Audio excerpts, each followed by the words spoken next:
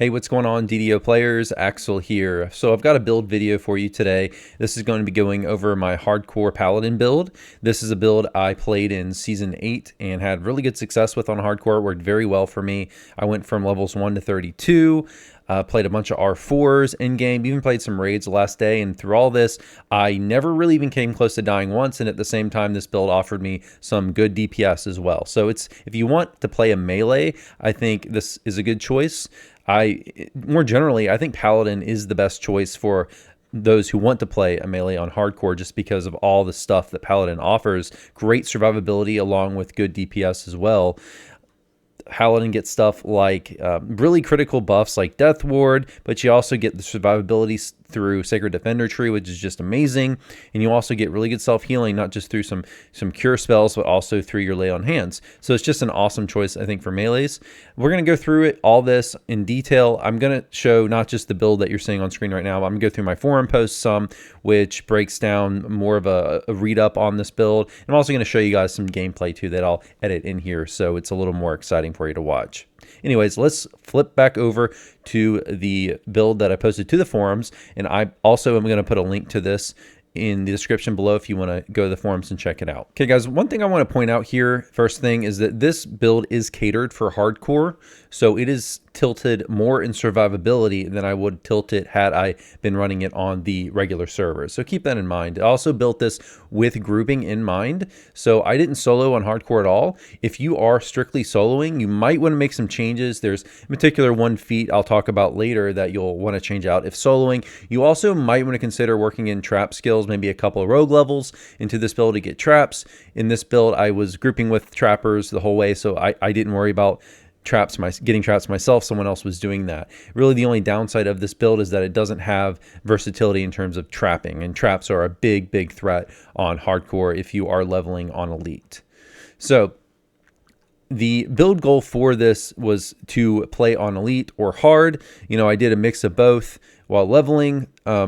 This build is free to play except for the race. It does require Purple Dragon Knight race access. You could play this build as charisma based. I'm presenting it as strength based. That's what I did. Strength based. We're going to go into exactly why here in a minute. So in terms of the level split, I went 18 Paladin, 2 Fighter. You're playing Purple Dragon Knight, so you have to take Fighter as the first level. 2 Fighter is really nice because it gives you 2 extra feats. You get haste boost without having have access to Vistani in the store. So if you haven't bought the top tier Ravenloft that gives you it automatically, you would have to unlock it with Ravenloft first. So by going Fighter, you can get it through Kensa, so you don't have to worry about getting it through Vistani. Also, you get from the second tier of the Fighter tree there, Kensei tree, you get extra stun DCs, and we will be using Stunning Blow. Plus, by keeping the fighter level, we don't have to buy a +1 LR from the store or anything like that. So as mentioned before, Purple Dragon Knight is the race. Purple Dragon Knight, in particular, you have to be because only certain races get access to Sylvanas, which is the big feat that this build is built around, which is Sylvanas gives +2 crit range to Mauls, plus you get a bunch of extra hit and damage with Mauls as well through various feats as you level, and you get Mauls as a favored weapon. So only Purple Dragon Knight, Asmar Scourge, believe Deep Gnome and Shatter Kai gets it, and as is for those who do get it for this build, only PDK and Asmar Scourge would really make any sense. But as mentioned before, I would go PDK. It, in my opinion, is the best choice for the build. Sylvanas, as you guys know, this I'm very familiar with. My main melee cleric is the Sylvanas build as well, and this build is very similar to that. In Season 5, by the way, I did run a more traditional Greatsword Paladin, which you could modify this to do, but you make a lot of changes, like you wouldn't need to go Purple Dragon Knight and all that. But we're not going to go into that. We're going to talk about this Maul build that I ran last season. One perk about going iconic as well on hardcore is that even if you don't own 32-point build in the store, you start with a 32-point build, something really nice to know. So here's the starting stats: 16 strength, 16 con, 16 charisma, 10 wisdom. So pretty, nothing crazy here. That's pretty much what you would expect in terms of a stat allocation on a paladin for hardcore. Strength, con, charisma being our main stats. Strength for hit and damage, constitution for health, obviously, and charisma for divine grace and our also our trance, divine might. Okay, skills, UMD mostly. You know, I always like UMD on my builds, so I went full UMD and a little bit of heal for the extra positive spell power. Don't have much intelligence, don't have much in terms of skill points on this build, but I think UMD is just, for me, I just can't build anyone without UMD. I just love having teleport scrolls and things like that for convenience. Alignment, lawful good, obviously, as a paladin, you have to be lawful good, so don't forget to pick lawful good on your first fighter level on character creation, because if you forget to do that, you'll have to reroll. So make sure you take lawful good. There's also some benefits in the in our Epic Destiny Crusader tree that we get later from being lawful good. Some comments here I want to make in terms of feats. I went strength based because on hard and elite, you know, as I mentioned before, you could build this with as a charisma based with Fade Arc if you want, but I went strength based because on hard and elite leveling, I think your saves are plenty good enough to make all your saves without going charisma based. And also with going strength based, focusing on strength, we can take stunning blow and use that effectively. Stunning blow I found to be really nice as I was leveling this character, particularly because when you're on hardcore, one thing that's scary is champions. You see a champion, though, you can run up to it and hit Stunning Blow and disable it and kill it faster with helplessness damage. So I found Stunning Blow to be really nice, and by Stunning Blow, you have to power that with strength. So found it really nice. Also, with a first life character, we went power attack here. I went power attack because you don't have to worry about fitting in dexterity, because you have to have dexterity to take precision instead of power attack. Now, don't get me wrong. Right now, in-game Legendary Reapers, for sure, precision is the way to go. To hit's really, really important when we get to like in-game Reapers. However, for this build, we're playing on hardcore. Most of my concern is leveling on elite. I don't have any in heroics, and in heroics, I don't have to hit problems, so power attack works just fine. Also, it's nice not having to take dexterity for the requirements for dexterity for precision does have a dexterity requirement, so don't have to worry about that on a power attack build.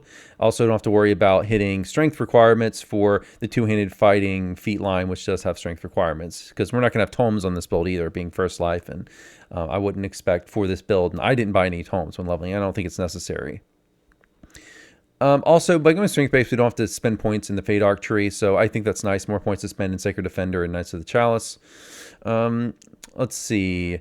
As far as some feats, and if you want, you can go to this build. I have all the feats listed below, but some of the feats that I would swap out, you might want to consider swapping out. I took Power Critical at level 18. It's not a great feat. You get a couple extra crit damage. I took it because there's really not a lot of great options there. I was originally planning to take another toughness just for more hit points, but at this point I felt I had plenty of hit points already to not die, so I just took Power Critical for a little extra damage. But if you level 18, you wanted to swap out Power Critical for something else, you totally can. Level 31, I did take Crush Weakness for the extra helplessness damage. Now, by the time you get to level 31, Stunning Blow, I wasn't gearing for stun, so it fell off at legendaries, and I wasn't really using it anymore. So I didn't have a source of helplessness anymore. And I wasn't running in Dreadnought, I was running in Crusader, so I wasn't gearing for stun DCs, things like that. But so if you want to, at level 31, if you are soloing, you'll probably want to take that out. Now, I still took Crush Weakness because I was, again, grouping the whole way, and I could still benefit from the extra helplessness damage from my party members making stuff helpless. So that's why, because I grouped the whole way. But if you're soloing at level 31, 32, then you don't need to take that feat because you're not going to be able to make stuff helpless anymore. Heroic enhancements, so basic stuff I did here. I didn't put, maybe I will in the future if people really want me to do it, but I didn't put a detailed layout of all my enhancements. But generally what I did was I took tier 5 Sacred Defender, which I would not do if I was running on live, but tier 5 Sacred Defender for survivability. Another good thing about level 18 is you can take that level 18 core in Sacred Defender, which gives you an extra 10% hit points, which is one of the other reasons I went 18 Paladin instead of, say, splashing like a Warlock level for Arcane Warrior or something, which is something you might consider on the live servers. But on hardcore, I want the survivability. Tier 3 to 4, Knights of the Chalice is where I went. I would be tier 5 Knights of the Chalice if I was on live servers, and I did switch this character to tier 5 once I transferred him off of her off of hardcore.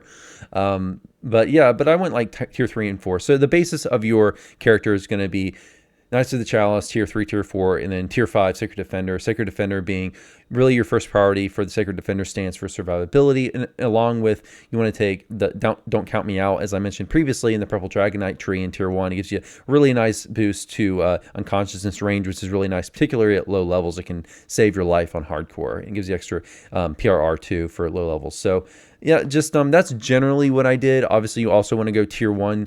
1/2 Kensei for your haste boost. Haste boost, definitely get that early, and tactics bonuses. Epic Destinies, again, I didn't post detailed here, but generally I went tier 5 Crusader, tier 4 Fury of the Wild. Tier 5 Crusader, you get Law of the Divine, a lot of extra damage and such from it.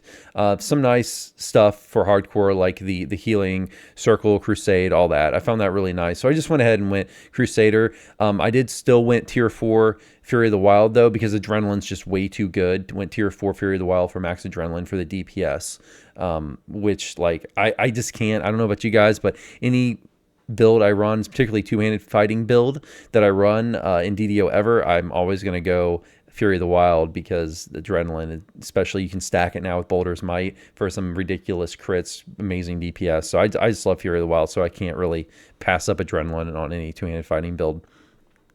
Here are some leveling mauls. So one thing you need to take into account when you're leveling this character, and leveling, even if this applies to any other maul build, whether it's Paladin or Cleric or whatever, but there's certain mauls you need to be aware of. I mean, there's not a lot of amazing mauls leveling up. There's definitely better options in other two-handed fighting types, say like great swords. You have something like the Sword of Shadow, like you have some great leveling options for great swords, but for mauls it's more limited. So here are things I laid out that are easy to get and good.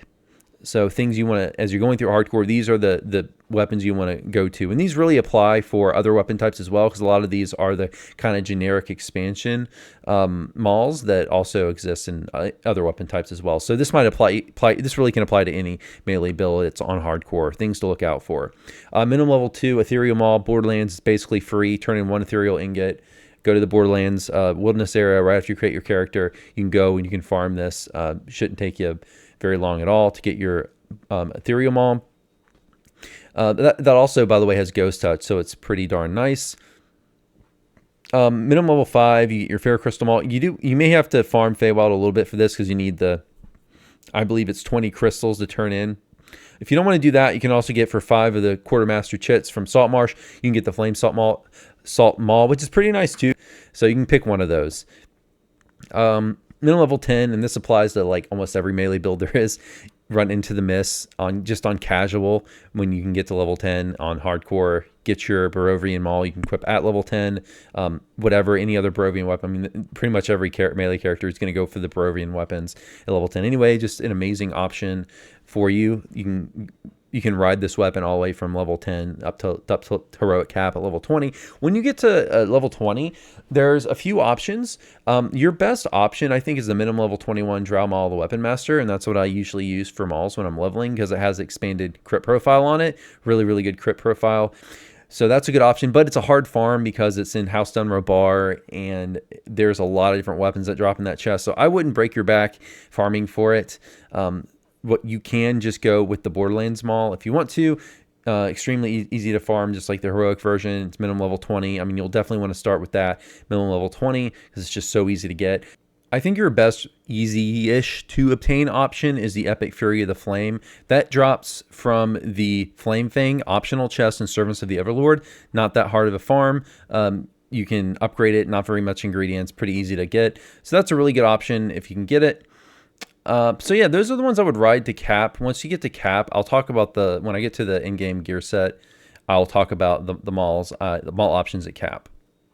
But here we go. So diving now into the gear set, I guess I could have just said now, but anyways, okay. When you're running stuff on hardcore, one thing you need to keep in mind is this is very different from live servers, because you have a limited time frame you're dealing with, whether that's 2-month season, 3-month season, and there's only so much time you want to spend farming. So you also have to consider the danger element in farming, because you don't want to die while farming an item. So you want to also consider concern yourself with the safety of these items that you're farming, like how safe it is to farm them. So keep that in mind here. This is not what I would recommend if you're on the live servers running in-game stuff. This is not optimal for that, but I think it's a really good option just for a safe to farm, relatively safe to farm, effective gear set for R4s, which R4s is what I farm to get the Reaper point rewards on hardcore. So basically the gear set was made up of a 5-piece Isle of Dread and 5-piece Saltmarsh set. I found that sufficient and relatively easy to farm, particularly Saltmarsh sets. I think Saltmarsh is amazing on hardcore because you can farm them 100% risk-free. Just roll up an alt. You can farm heroic Saltmarsh and get all your items. Even when especially when you're farming them on heroic, the re-rolls, and I'm not one who hardly ever spends shards on re-rolls, but get a few things, sell them on the like maybe some augments or good rare filigree you happen to pick up as you're leveling. Sell those on the auction house, get some shards for re-rolls, and you can farm yourself out a set of Saltmarsh gear. So it's really easy. It's like what, 1 or 2 shards of re-roll. So really easy to farm gear, completely safe because you can farm this heroic on an alt.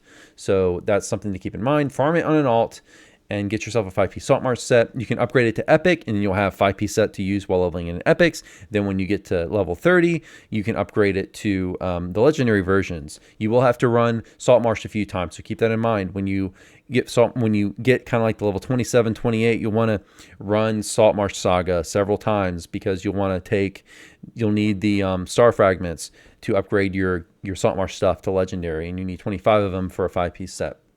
Okay, so keep that in mind. That's why I went with Saltmarsh. Saltmarsh, totally not as good as, say, like some of the other in-game gear sets if I was running this on the regular servers, but for hardcore, the safety of farming it makes up for that in spades, in my opinion. So that's why I went with it.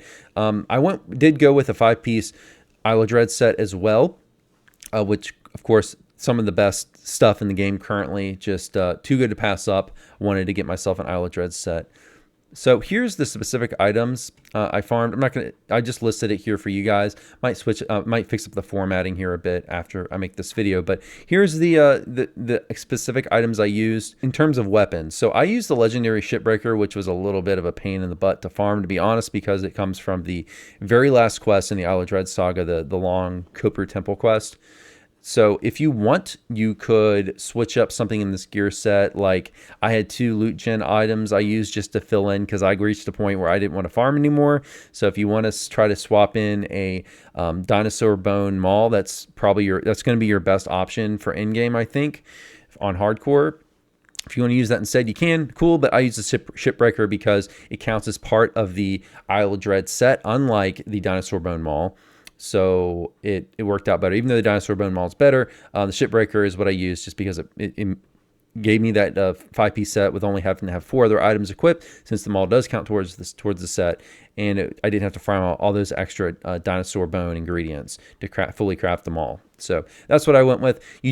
Before you start on R4s, and this is just like a general tip, before you start on R4s and start farming your Reaper points in Legendary for your your 10 and 20 point hardcore rewards, you want to make sure you get all this gearing done before you start Reapers. You don't want to step into R4s before. I know it's tempting, but you don't want to do it because you don't want to die. It's very important to not die. So gear first and then start on Reaper. I didn't step into Reaper at all until I got to in-game and got geared.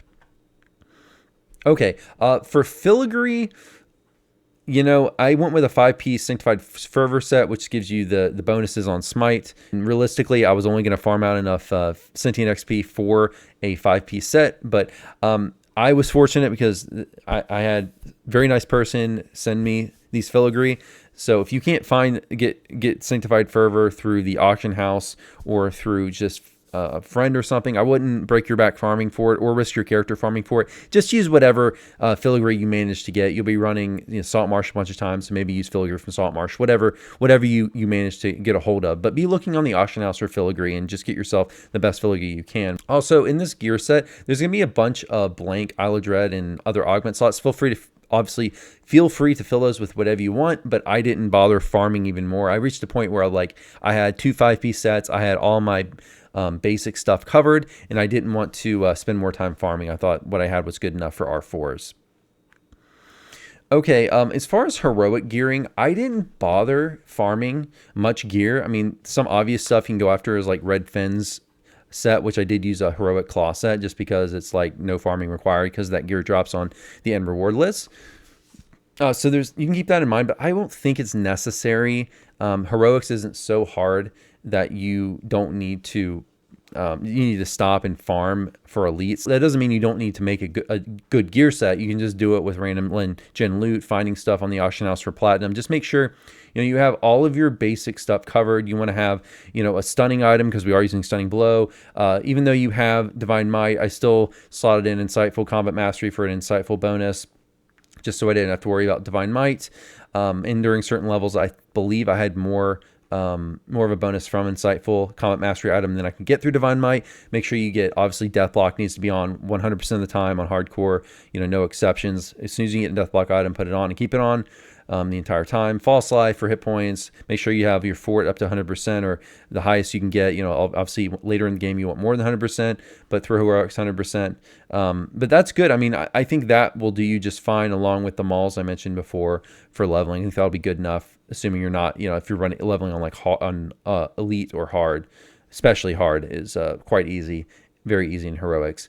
When you get to epics, as mentioned before, you will have a 5-piece Salt Marsh set ready for you in epics that you farmed out in your other tune. So that's the one thing I did use in epics, but I didn't really use anything else other than that 5-piece set and the mauls I mentioned previously. So yeah, guys, here's the rest of the feats. Like I said before, it's all listed here in the forum thread. You can also pause the video at the beginning just to get a look at all the feats. Yeah, guys, let me know what you think about this build. Let me know what you're running on hardcore, but I hope this helps you guys. I will say, if you're just looking for a build that will work, this has worked. It worked extremely well for me on hardcore. This is like when I build a character for hardcore, this is the type of build, some kind of two-handed fighting paladin. Since I prefer melee, is always what I'm going to run. Paladin's just such a great choice for hardcore. So yeah, guys, that's going to be it for this video. Hope you enjoyed. I'll see you next time. Have a good one. Take care.